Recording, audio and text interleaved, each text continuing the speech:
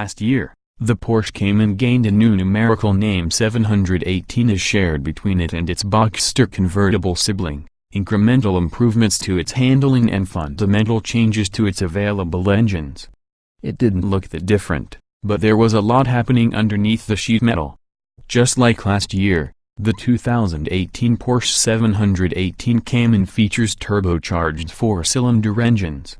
These new engines outdo their 6-cylinder predecessors in terms of output and fuel economy. But we're disappointed in the way they sound. They don't provide the high revving excitement of the old flat sixes. That's the only area where the revised Cayman isn't clearly better, though. The steering is quicker and sharper, the brakes are more powerful, and the optional adaptive suspension gained an increase in adjustability. There's also a revised stability control system that provides more of a safety net out on the road in normal and gives you more leeway in sport. This year's Cayman is pretty much unchanged, and we're just fine with that. If you're seeking a pure driver's car, there are few out there that can match the 2018 Porsche 718 Cayman. What's new? Like every 2018 Porsche, the 718 Cayman gets complimentary maintenance for the first year. There are also some extra customization options, including two-tone leather options and contrast stitching. Based on power output alone, the base Cayman's engine is more than sufficient. Some would even call it power abundant. The problem is that it just doesn't provide the audible thrill you expect from a sports car these days. The 2.5-liter Cayman S sounds better, so it gets the nod here. It is more expensive, but aren't thrills the main reason you're considering one of these in the first place? Trim levels and features. The 2018 Porsche 718 Cayman is a two-seat coupe available in Cayman and Cayman S trim levels. The 718 Boxster is the convertible version and reviewed separately. The Cayman has a turbocharged 2.0-liter horizontally opposed 4-cylinder engine of flat for good for 300 horsepower and 280 pound-feet of torque. The Cayman S has a turbocharged 2.5-liter flat for good for 350 horsepower and 309 lb-ft of torque. A 6-speed manual transmission is standard and a 7-speed, dual-clutch automatic transmission Porsche's PDK is optional. Standard features on the 718 Cayman include 18-inch wheels, performance summer tires, xenon headlights, LED running lights, heated mirrors, front and rear parking sensors, automatic climate control, a rear-view camera, 6-way adjustable seats, power backrest adjustments, manual all others, a tilt and telescoping steering wheel, partial leather upholstery, Bluetooth, a 7-inch touchscreen, 2 USB ports, and a 6-speaker audio system with a CD player and satellite radio. The 718 Cayman S only differs in its more powerful engine and 19-inch wheels. Like every Porsche, the options list is extensive, allowing for a great deal of customization.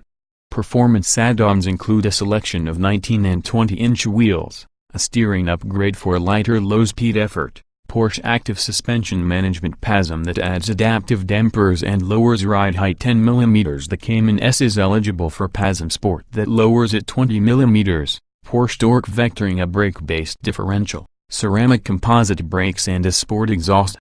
There's also the Porsche Sport Chrono package, which includes dynamic transmission mounts, a digital and analog stopwatch mounted atop the dash, a driving mode switch on the steering wheel, launch control for PDK models, an additional performance display, and a sport response button that sharpens engine and transmission response for 20 seconds. Comfort and convenience options include adaptive headlights, LED adaptive headlights, headlight washers, auto-dimming mirrors, a rear window wiper, power folding mirrors, keyless entry and ignition, dual-zone automatic climate control, heated and ventilated seats, 14-way power adjustable seats, upgraded seats with more aggressive bolstering and either manual or power adjustments, several types of upgrade leather and upholstery, a navigation system. Car Connect includes Apple CarPlay and a variety of emergency services. Car Connect Plus adds a 4G LTE connection and Wi-Fi hotspot, updatable navigation maps and online navigation system elements, a 10-speaker Bose audio upgrade and a 12-speaker premium Burmester audio system. 0. Driving. The 718 Cayman S is a fun, responsive and engaging sports car. Amazing handling and braking, both in terms of performance and nuance. Plenty quick, too, though the PDK version is probably quicker. Some drivability quirks with a manual gearbox, which is surprising for this automaker. Acceleration. This engine gives a good shove from pretty much any RPM. The gear ratios are well spaced to keep power on tap at all times.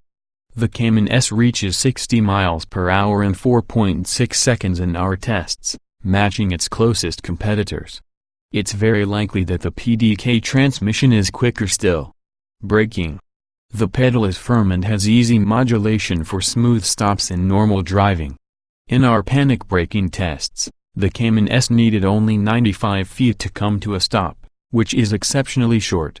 No fade or softening of the pedal after repeated and heavy use. Steering. Steering effort and quickness are appropriate for a sports car such as this, but feedback is lacking a bit at the limits of adhesion. It's very precise and direct, though, which contributes to the overall responsiveness of the Cayman. Handling.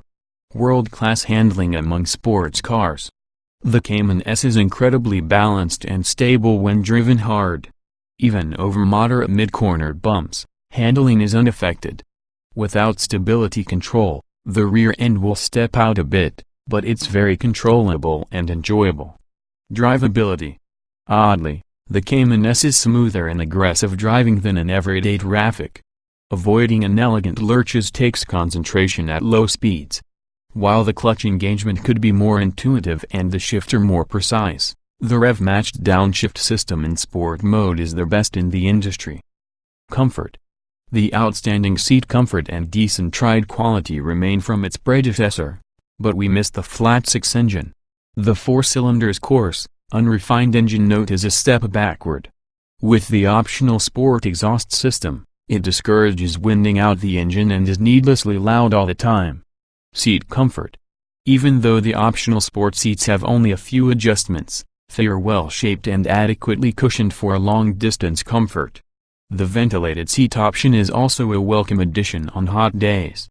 Ride comfort. With the optional PASM Sport suspension, smaller bumps are well managed in either normal or sport modes.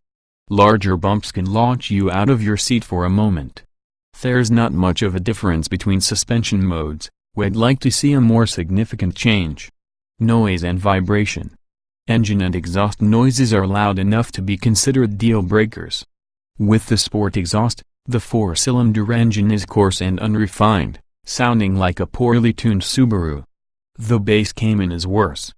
Wind noise is non-existent by comparison, but road noise is intrusive on coarse asphalt. Climate control. The small vents are prone to creating noticeable cold or hot spots, especially on the driver's hands. However, the system is powerful enough to quickly cool the cabin when parked in the hot sun, and the cooled seats are quiet compared to some rivals. Interior.